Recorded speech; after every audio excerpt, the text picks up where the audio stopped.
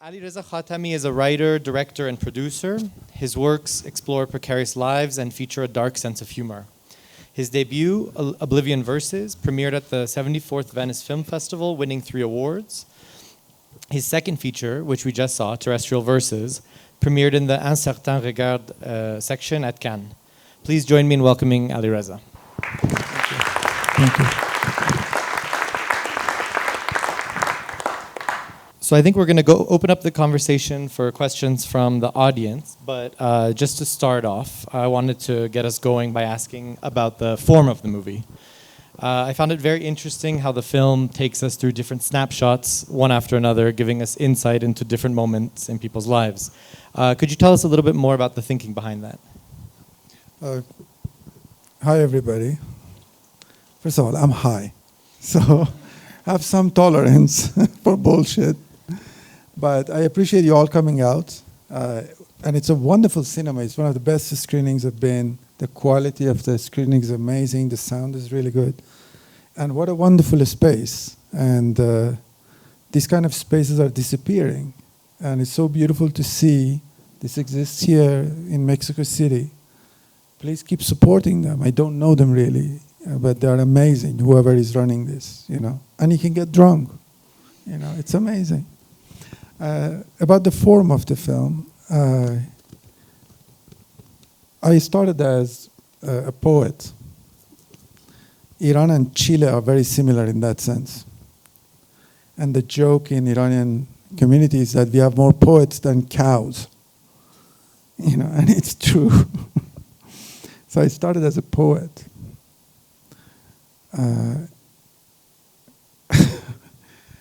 I try to focus. I'll try to behave. So I started as a poet, and I really love all kind of poetries.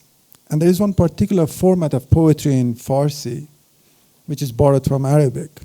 It's called munazara, which means debate. In this format, 2 personas engage in a conversation, often about philosophy, and they engage in this conversation with a lot of wit and humor. And the format is very simple. They said, they responded. They said, they responded. They said, they responded. That's it. And usually these are like sentences that are, verses that are like, the question is 4 words or 5 words. It's precise and concise. And the answer is 4 to 5 words. And the answer is, I always find myself amazed by this poetry. For example, how many Farsi speaking do we have in the house? Raise your hand. All right. For the first time, you're in minority. So they will know it by try to translate as well. For example, Nizami, famous line, نخستین بار گفتش که از کجایی بگفتن از دار ملک آشنایی بگفتن جا که در صنعت چه کوشند بگفتن دخترند و جان فروشند. The king calls the lover of his wife to his court to question because his love has been so famous everywhere. And now the poet described the scene. It's a dialogue. First he asked, where are you from? He responded, from the land of love and sorrow. He said, what do they do? What kind of industry do they have? He said, they sell sorrow, they buy sorrow and they sell souls. He said, selling souls is not very polite. He said, what do you expect from the lovers? And this conversation keeps going and going. And I was in Iran to make a film, and the film was shut down. I was very down. My very good friend Ali Asgari told me, let's make a quick film, a quickie. We have about 2 weeks. How can we make something that doesn't need a lot of money and doesn't need us to go get permission? We can just shoot it in one, abandoned place and get over with it. And those days, I was really depressed. We were reading a lot of poetry to each other. And this was one of the poems that came up, and we thought, wow, that's quite interesting. That this is very cinematic. And all we need is a conversation. If they could keep people interested in that format 700 years ago, and it has survived 700 years, Let's just fucking copy this. It's gonna work. That's how we came with that idea. And in a typical ghazal, another format of poetry in Farsi, it's 10 to 12 verses. And we settle down at the end on 11 stories. And we said, let's just show one of the characters, because we don't have time to shoot two characters, you know. And then it became, but we were very clear on the decision that, okay, we're not going to show the other side. And of course, we both are a huge fan of Abbas Kiarostami, who had this kind of engagement through the director who is behind the camera and the subject who is in front of the camera. So that's how we constructed this, you know. It was a poor man's film with one depressed guy and a very supportive friend. We ended up here. So we got very lucky, of course. Two poets. So I guess now we'll open it up to the audience. If there's any questions, I think we should be able to hear you without the mics, but if not, I'll ask you to come up here. But I think I saw a hand in the back. Yeah. Do you want to stand up maybe so we can hear better? With the narrative form of the film, right? So when I was watching it, I felt like I was reading a Franz Kafka book, right? So I was watching from the perspective of power without seeing it, without seeing the face of it. So it's everywhere, right? So I guess it's a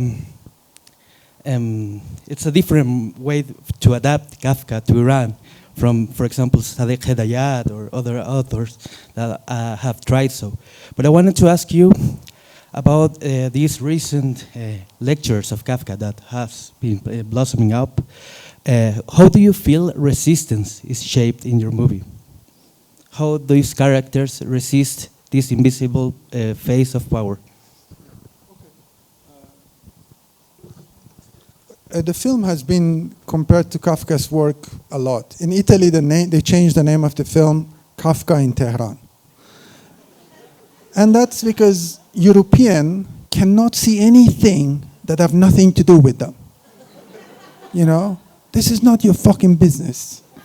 You know, and Kafka is not so fucking original.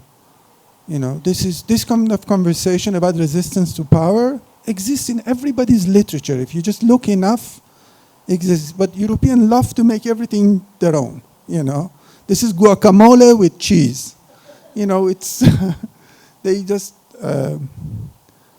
devour everything. So, and honestly, I have not read a single work from Kafka. And everybody tells me Kafka, European especially, oh, your movie is very Kafkian. Yes, but it's not. To the second part of your question, about the resistance. The entire project of the film for us was the way in which citizens around the world, human beings basically, resist powers. There is no, in English we say totalitarian. That means it claims the entire totality of something. In Farsi, we have tamamiyat khah, which means wanting totalitarian, you know. They want, but they cannot wholly control it. You know, there is always a little space that everyday citizens find to negotiate a way out of this, you know, invisible system that exists, you know. And you were saying that the power doesn't have a face. We didn't show its face, but it, in my opinion, it does have a face, and it's all of us. You know, I'm a teacher. You think those 15, 20 students who come to my class are not subjected to my power? Fuck them. It's my fucking class. You have to sit this way. You have to, you know? Suddenly, I'm that totalitarian. And some of you may work in a post office. How many times you've subjected a poor guy losing an object, you know? In any position you are both sides of this game. You are exerting power and power being exerted on you. So it's, we put camera on one side, maybe next movie is facing the other guys.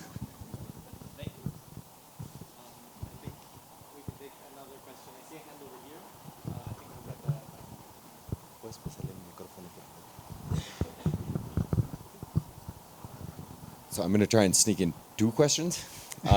One, can you just speak about the title? I mean, I couldn't get, Rushdie out of my head, so I was curious if that is how that happened. The other one is just, only one of your characters wins the negotiation. Yeah. The rest of them accede to a kind of humiliation. So, just, if you can speak to those two. More than one character wins. For example, the soldier that convinces the woman to take the dog. That's a huge win. We didn't want this to be everybody wins, and we didn't want this to be a miserable film.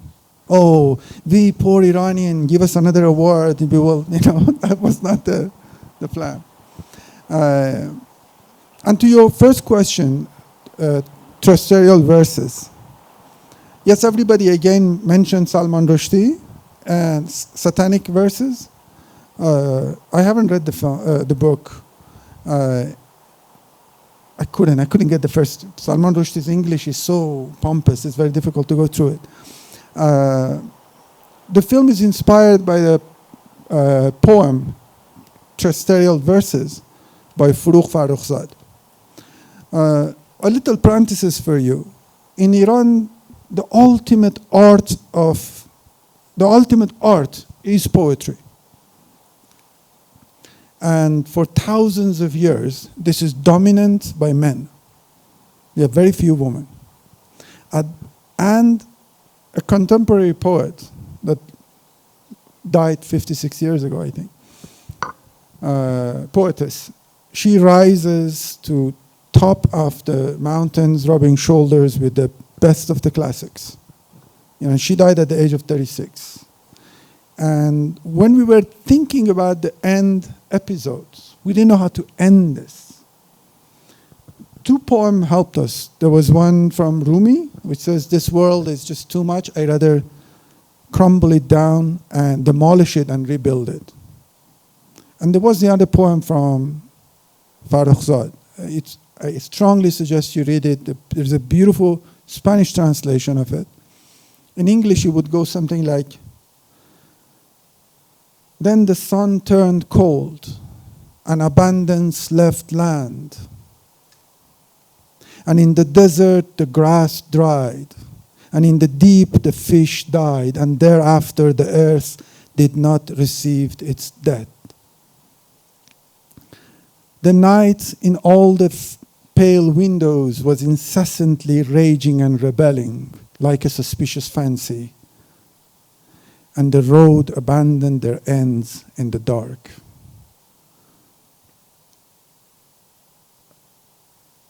My memory doesn't help me more than that, but it's a gorgeous poem, And one part of it said, none thought of love anymore.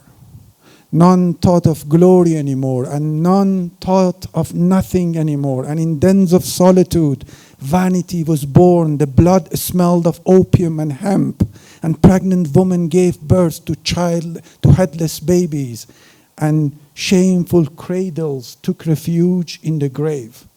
This is a beautiful picture of an apocalypse, And we thought this is appropriate to just take that image that she has built, and bring it for the end of the film. And we stole from her, so we should give something back. And we named the film as a homage to her beautiful works.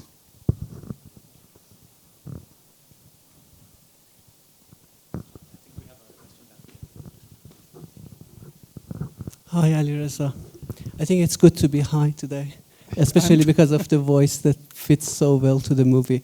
My question goes to actually the ending again. You remember very well the poem of the Forough, and at the end, she suggested maybe what we have lost is faith or hope.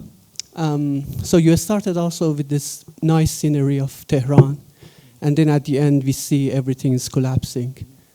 You mentioned also you have been depressed for such a long time. So what do you think? Is this like bringing hope? How does that work? I don't know, my relationship with hope is very complicated. On one side, hope is for the poor. Rich don't need hope. It's the poor that need hope. So on one side is very conservative Judeo-Christian attitude. That, oh, gonna get, no, fucking move. You know? So that my relationship to hope is very complicated in that sense. We love the idea that Forough built as a cinematic image. Philosophically, we were not engaging with the content of the poem. We were very interested in the image of a country that collapsed, of a land that collapsed, you know. So we took that. But philosophically, we were more interested with Rumi, who was saying, demolish the world and rebuild it. You know, we took the words from her, images from Forough. We took the credit for it, but you know, that was the core of it. Do I see this movie as a hope? I see it as a warning. What I'm very, very scared of is that at the end of the day, the trust that individuals have for one another in a society is what keeps us together. You know, simple example: you're in a coffee shop, you know, and you look around. You're working on your laptop, so you have to go to the bathroom.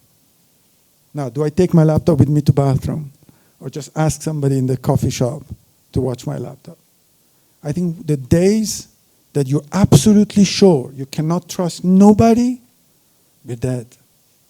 You know, the trust. And what a lot of our societies are going through is that the very fabric of our society is threatened, you know, by various institutions of power. And it's not only politics. You know, for example, I live in the United States. The damage that Comcast has done to the United States is worse than Kamala Harris and Trump combined. You know? Of course, I'm exaggerating here, but the point is that I'm more interested in what institutions of power are doing to us, you know. That's how I see it. This was more of a warning. If we keep going this way, it's going to collapse. Like, that was my...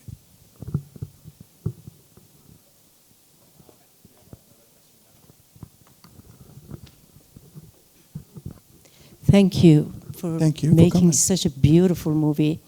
About the opening, it was amazing. And also thank you for clarifying this point that I couldn't understand the connection between Forough Farrokhzad, Ayahay Zamini, and the rich content. But when you explained the content coming from Rumi and images from Forough Farrokhzad, that explains a lot. Thank you. My question is, because the contrast between your opening is so Forough Farrokhzad, I don't know if that my impression I got, and the ending is very symbolic. And so if you could elaborate on that, I appreciate it. The mixture of being symbolic, but at the same time, throughout the movie, you are the film is very much on the ground. It's very connected to the ground, to the earth. But my question is about: do you feel? I feel, as someone who watched this movie, that filmmaker knows the culture, Iranian culture, and the power relationship, and the psychology behind it, and the culture, and all that complexity very well. Because the image you present as a power relationship, that humiliation is something that stays with me in every dialogue. First of all, I congratulate you because you cover variety of issues. Variety of issues. It's like a baraye, the 4 songs. That by itself it makes your film very rich, but also it shows that you understand the power relationship, because that sense of humiliation is everywhere. I don't know if you agree with that. Or not. I don't disagree with you. I especially the part that you were complimenting with me. I agree 100%. But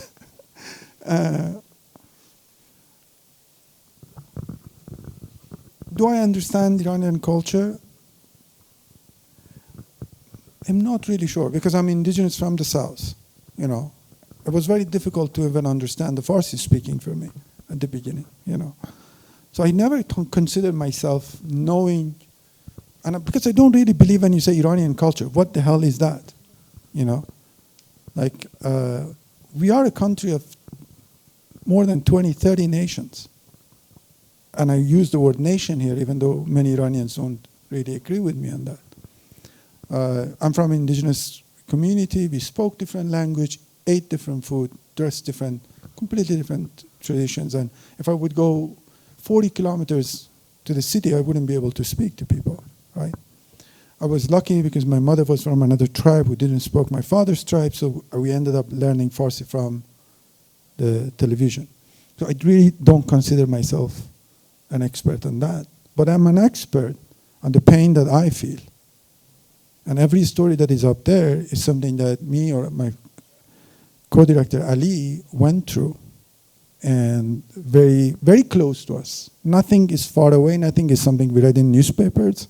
You know, like the opening was the story of my nephew.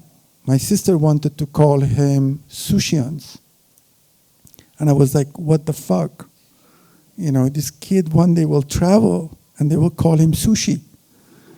You know, you don't want to do this to the child. Unfortunately, she won that battle. And the child is now called Sushians. You know, and I call him Sushi all the time. But this story at the beginning is exactly that, with a little bit of course, you know, humor license here. So everything was very close. So if you feel close, it's probably a sense of authenticity that comes from the pain that me and Ali both brought to the table. And in many countries that the film has been showing, we have got really, really interesting comments. Like in France, a woman was sharing a story how she wanted to choose a name for her child and wasn't able to because this wasn't French enough, you know. So I don't think it's necessarily an Iranian thing. It's more a human thing. There is always weird laws everywhere you go. I think that was my 2 cents. Okay, I think we have one question over here, and then we have one down there. Hello, Alireza. Congratulations with your Thank second you. feature. I understand that the pressure of following up after a very successful first. My question is more technical. What is the intention behind the change of aspect ratios from wide to the 4:3?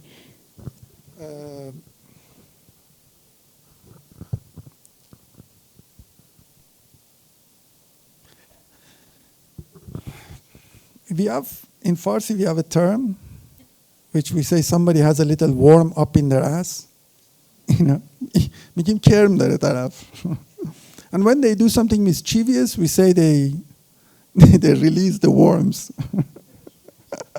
So more than anything, it's really a mischievous act, because the work of art only survives, in my opinion, when you're playful. That means you do something, you are not fully in control of it. Therefore, there is a possibility that someone who knows more than you will grab that and will run with that. So we wanted to give enough opportunity for other people to come in and they take something from it. Why the camera is only on one person, I don't know. It felt good. You know? Yes, there was intellectualization of it, but more than anything, it was a play. Intellectually, it's a story of the city. It's so vast and open. And then we go to segment of it, you know, which are boxed in. Then at the end, we finish the story by going back to the city. Yeah. But no. Say, it would be fun. Why should everything be 4:3? Let's do 2 of them by, 16:9.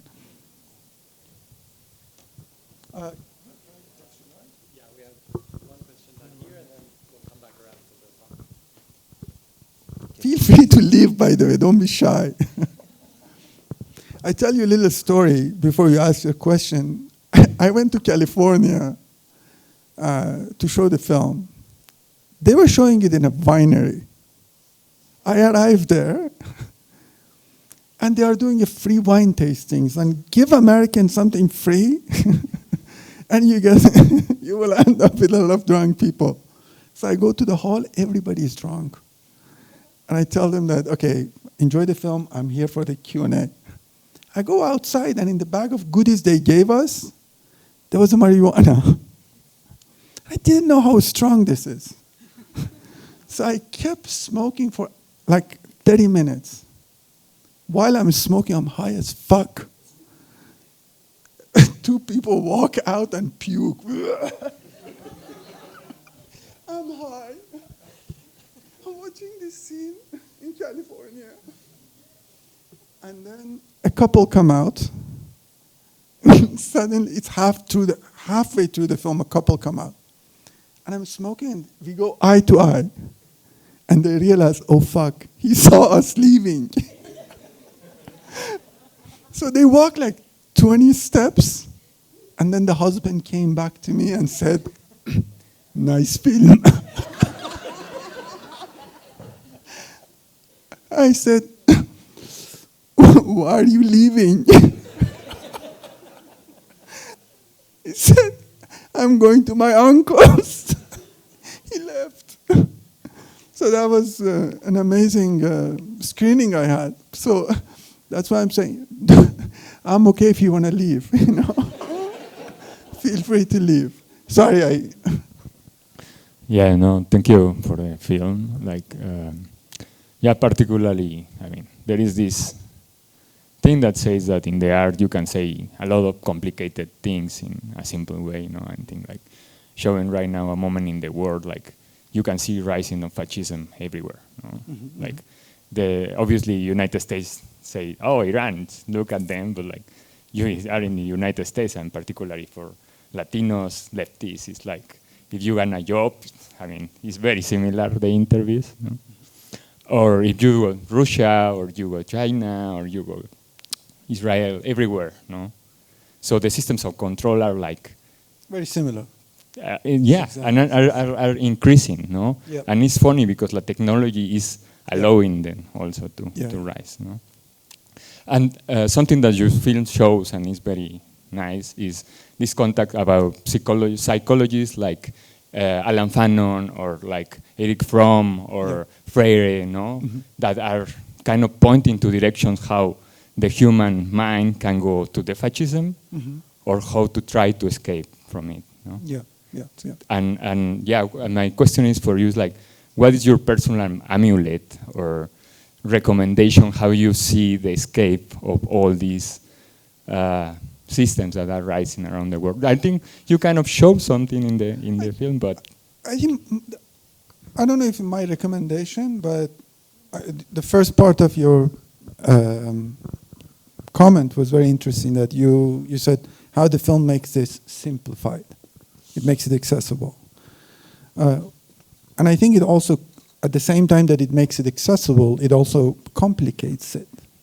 And that's my approach personally. If something is too complicated, I'm like, okay, something is wrong. Somebody's trying to cheat me. Let me understand what is in the simplest way. And when somebody gives me something very simple, I try to be like, okay, wait a second. There's something in there that you're not telling me. So I have this mistrust for any sort of institution. My way of dealing with it is to ask simple questions. You know, for the morality of the public, we shouldn't have marijuana legalized. My simple question is, what is the morality?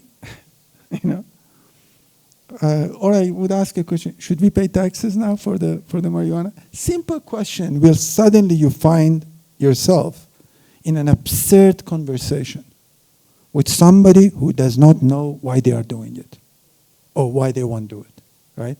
And that opens a little escape, you know, a little pathway to escape.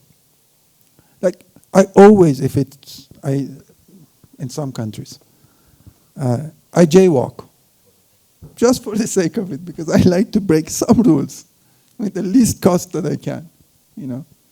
We should exploit the little pathways, the little holes that are in the system. I just put my finger in that hole, you know, whatever I see. And I think that's the best way of us resisting, you know. So I think we have time for one more question. So maybe we'll do that last question and then we'll...